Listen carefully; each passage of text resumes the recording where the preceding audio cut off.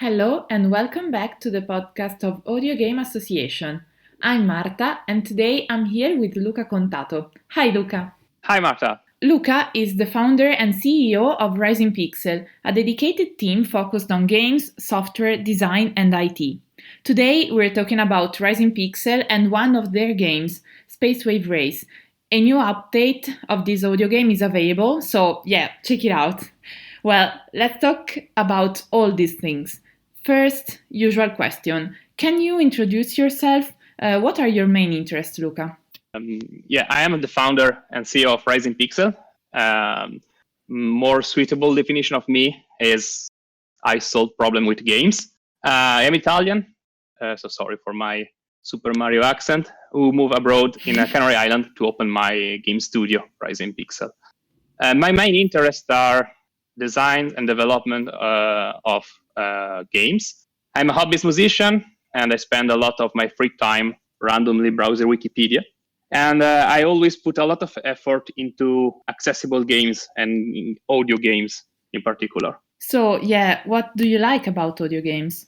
I like the challenge of audio game, the twist that you have to think about during design, and of course, making something for the good of humanity. At Rising Pixel, we believe that everybody should be able to enjoy games, since shared experience is what bring us together. I'm really happy to see how things are changing fast. 6 years ago, when I started making audio games, we were only a niche. Audio games were only a niche, but now also big companies start to think seriously about accessibility in games. As example, The Last of Us 2, FIFA has a lot of accessibility options. As indie audio games is also a soft introduction to game dev industry and put you up to accessibility. Now an easy one. Is this the first game you work on? No, I start making game as an hobby since when I was 12. At least 8 years passed since I did my first work for a game as a developer. Was an advert game. And my first audio game, Inquisitor Heartbeat, now free to play in the app stores, were in 2014. Mm-hmm. This makes me feel old. No. Yeah. Well, let's shift the topic. Let's talk about Rising Pixel. How is Rising Pixel born? I know that, and you told that once you lived in Milan, but now you live in Gran Canaria. So can you talk a bit about that? Yeah, well, Rising Pixel born as a group of 4 friends gathering in my room, in my bedroom, with the desire of making games. We choose the name Rising Pixel eating ice cream in my yard, but and our first motto was, we make a game and stuff. This was in 2012. Mm-hmm. In 2016, I decided to move in Gran Canaria because, the sun, nice place, taxes, good internet, good people. Yeah. Now, time warp until now, we are about 14 people. Our focus is still business to business. It means so work for hire. We do games or part of games for others. HTML5 is our main focus in game dev. I think we develop more than 100 games with millions of play per week, but few games are released under the name of Rising Pixel. Space Wave Race, of course, is one of these, and we are proud of it. Well, congratulations. And thank you. Space Wave Race is a racing game. So how do the races work? Space Wave Race is a reflex arcade game about driving a spaceship through a path full of obstacles and enemies, not a proper racing game. We have adopted a quite different approach compared to our last audio games, Emeric the Demon.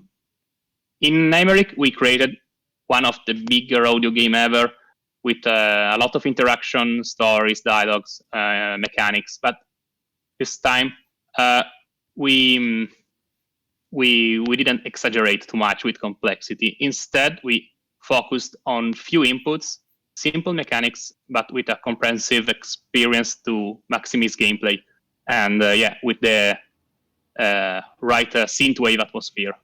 Well, you worked also on the sound design. What can you tell us about it? How was working on sound design? Audio, as always I do. Audio was made as a combination of sounds that I feel okay with. There is some Game Boy sounds, digital aerospace sounds. The music of Technoax make the rest to give the right 80 atmosphere. Also all the voiceover, all the voice is text to speech. Is a system we developed for this game, pre-baked text to speech voice that allow us to add more dialogue fast, keeping the focus on keeping more focus on the game, and also keeping the lore on track, because sci-fi, there is an artificial intelligence talking to you, so it's okay that this voice is talking robotically. We'll keep this in mind for some future sci-fi audio games. Okay, well, which is the story behind Space Wave Race? Who is behind it? Well, I'm a jack of all trades, but this is not a solo project. All my team supported me in production, in particular Laura Del Pino and Juan Alberto Santana for development, and Jen Lopez Hernandez for art and design. Of course, Audiogame Association that helps me to produce and distribute the game. The story of making Space Wave Race, I have a plenty of concept about audio games. A simplified audio game, racing game, combining some ideas of Audio Moto Championship and Space Encounter. Was one of these. These two games, Audio Moto Championship and Space Encounter, are two old Audiogame.store games. One of course, spaceship fights, and the other for driving moto on highway on a track. Plus, I always wanted to make something with this synthwave mode, low poly, neon colors, digital sound. Yeah. So long story short, I was working with Ivan Venturi when another opportunity has presented itself, and we started working on it. That's all. Well, thank you. Last question. Space Wave Race, I think it's a bit different from other audio games because there's graphics. It's not audio only, and it has been developed to be fully accessible, including modes for players with the reduced mobility, visual or hearing impairment, and dyslexia. Do you think that this might be a road for all video games to follow, like video games suitable for everyone? Yeah, I'm proud about how the game looks. We found the right compromise between quality, resource, accessibility to support all the impairments you've mentioned. Audio cues are clear for blind players. We have eye contrast mode for limited vision, dyslexia-proof font, full functional graphics, because you can actually play without using audio at all. Plus a few buttons at the border of keyboard, so reachable buttons. And in the past, we also did an experimental game which used a mind-reading device and voice to get the input. Maybe in this case is too much. So I would say it's enough accessible. We would like to expand more the game. Regarding this, big update is coming. We are adding, as you said, we are adding to the iOS, Steam, and Audiogame.store version leaderboard, new tracks, new language. Now we have Spanish, English, Italian, Chinese, and French. And a lot of game balancing in order to add more competition and issuing requests from our players. We received a lot of feedback from them, and we are trying to make everyone happy, tweaking a lot of value of the game, adding more stuff, enhancing audio, a lot of small touches that bring the game more interesting.